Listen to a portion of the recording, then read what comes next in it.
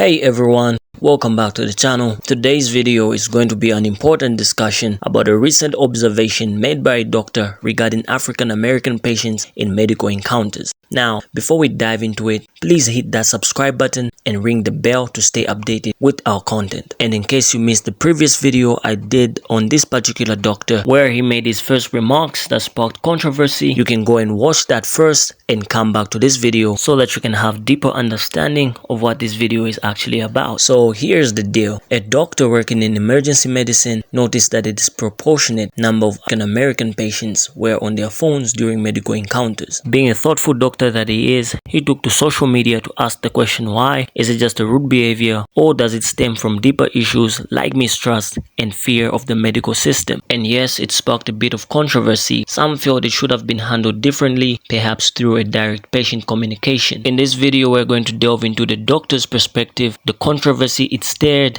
and the broader issue of trust in the medical system, especially for the marginalized communities. The doctor has released an apology statement acknowledging any offense caused. He expressed a sincere desire to spread positivity and admit that he may have missed the mark on this. Now let's jump into that video, and I'll meet you at the end of that video so that you get to hear what people had to say about this. Let's get into it. African American people are currently and have historically been mistreated and injured by the American medical system. I posed a question to the internet yesterday about an observation that I had made as an emergency medicine doctor, that a disproportionate amount of my African American patients were on their cell phones during medical encounters. And I thought I knew the answer, but I asked why. And there were a lot of people that were upset that I would talk about this on social media, and they were upset that I wasn't talking directly to my patients about it to get the answer. And I 100% get that. I should absolutely be doing more in my personal practice, in my immediate environment, to help make the medical environment a safer place for people. It was my hope that by making this video, I could reach a lot more people than I can reach in person, and address the fact that there are a lot of people who think that it's rude to be on the phone during a medical encounter. But it was my suspicion that this was rooted in very justified mistrust and fear of the medical system. To everyone that I have triggered and offended, I apologize. It is my genuine goal in life to spread positive ripples throughout the world, and it appears I have missed the mark with this. That was the video about the doctor's observation. Now we're gonna watch some reactions and get to see what people had to say about this. But before we get into that, what is your take on this after watching the previous video when this doctor had to come out and address that issue? And now that you get to see the same doctor expressing an apology, what do you think about this? Do you think it's genuinely being apologetic, or is he just trying to get some attention? Leave your thoughts in the comment section below, and I'll be sure to respond to them. Now let's get into those reaction videos, and I'll meet you at the end where I get to break it down into smaller digestible chunks to give you more insight. Let's get into it. Oh, my favorite, the aesthetics of an apology video.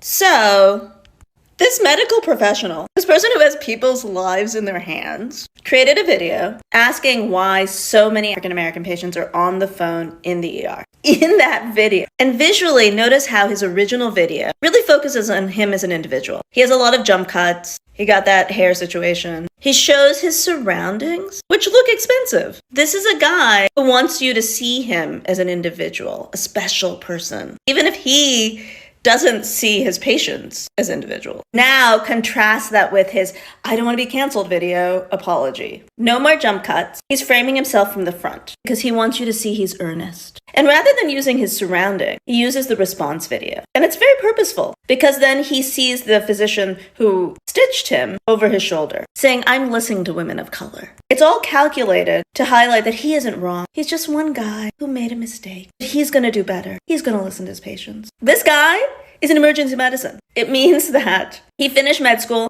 did a residency, and now has a job. All of those years, did nothing else teach you? This is what taught you? Because you're only apologizing to save your own ass. You don't even know what you're apologizing for. You started off your original video with, I got some ash, but let's jump into it anyway. Why do all people... Your original question was not in good faith, and your apology did not address that. That's why it's backhanded. Again, you have a lot of work to do before you should be practicing medicine at all. This is why diversity, equity, and inclusion is important in college. Okay, Texas? You obviously didn't take that when you went to school. Bro, you generalized all people. Like, for me, it's apology not accepted because, honestly, I have dealt with medical racism in real life. off of this app. I fully 100% believe that it killed my father. And you showed way too much implicit bias in your first video, in my opinion, for you to even be practicing medicine. My original point still stands. Please turn in your license. This apology is giving performance. I don't know who this disingenuous apology was for. Sure, it wasn't anybody that looks like me. No one believes you. Nobody believes you.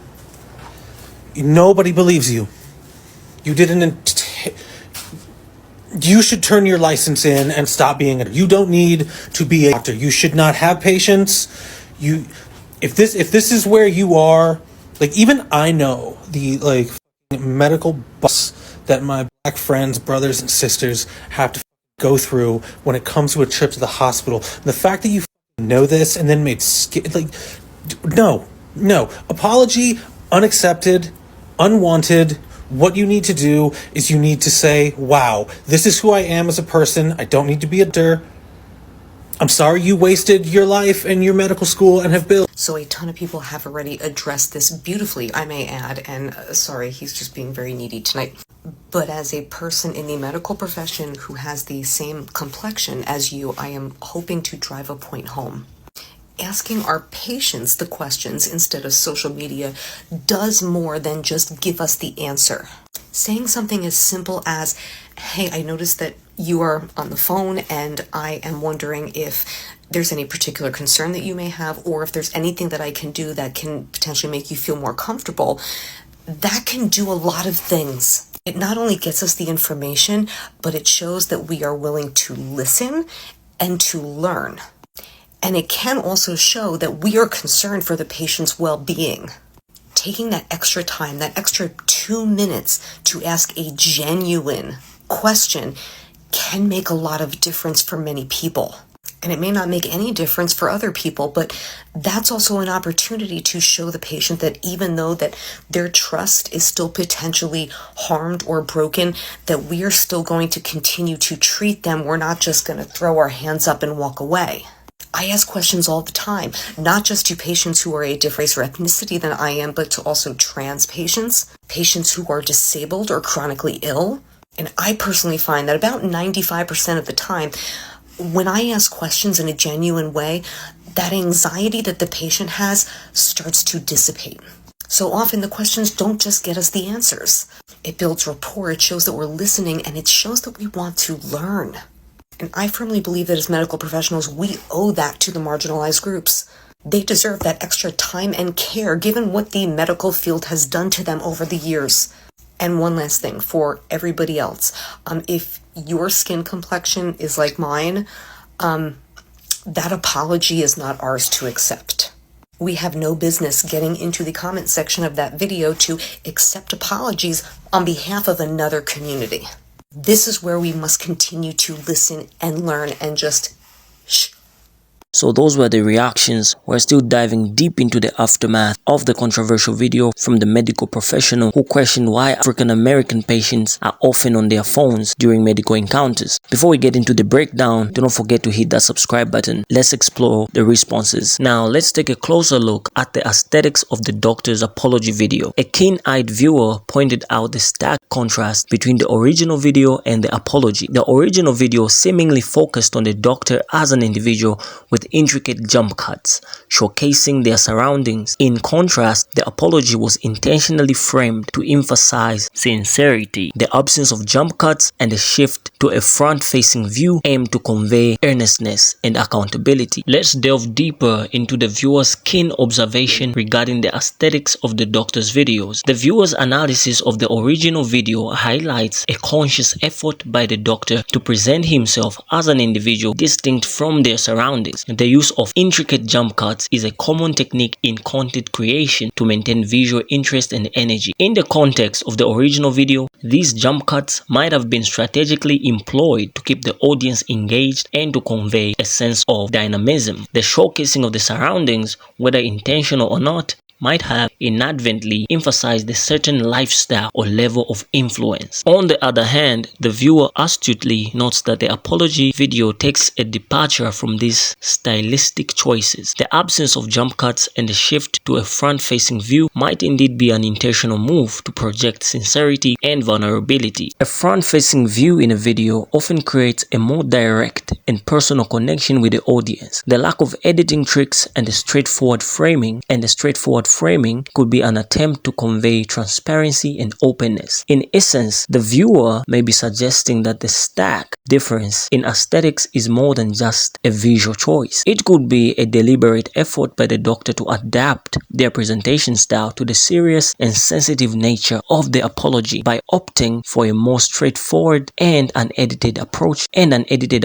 The doctor might be aiming to connect with the audience on a deeper, more genuine level. The absence of visual distractions allows the focus to shift entirely to the doctor's words and demeanor, reinforcing the gravity of the apology and the commitment to accountability. The analysis doesn't end there. The same viewer or another viewer noticed a physician stitching up the doctor in the apology video. The visual choice was strategic, signaling commitment to listen to women of color. However, the key question arises: does this apology truly address the issue, or is it an attempt to save face? The viewer's astute observation about the physician stitching up the doctor in the apology video adds another layer to the analysis. The inclusion of this visual element appears to be a strategic move with symbolic significance. In the context of an apology video, every visual element is carefully considered to convey a specific message. The viewer rightly points out that the presence of the physician in the background actively engaged in the act of stitching serves as a symbolic gesture. This could be interpreted as a commitment to listen to women of color, aligning with the idea that actions speak louder than words. However, the viewer poses a critical question: does this symbolic gesture truly address the root issue, or is it primarily an attempt to save face? This question delves into the authenticity of the apology and the extent to which the doctor is genuinely committed to understanding and rectifying the concerns already raised by women. The act of stitching, often associated with repairing and healing, might be intended to metaphorically represent the doctor's acknowledgement of the need for healing in the relationship with marginalized communities. The physician, as a symbol of authority and expertise, might further emphasize the commitment to actively involve the medical community in addressing these issues. On the other hand, the viewer's skepticism raises a crucial point. While symbolic gestures are powerful, they need to be backed by tangible actions and systemic changes. The question challenges viewers to consider whether the inclusion of the physician in the background is a genuine commitment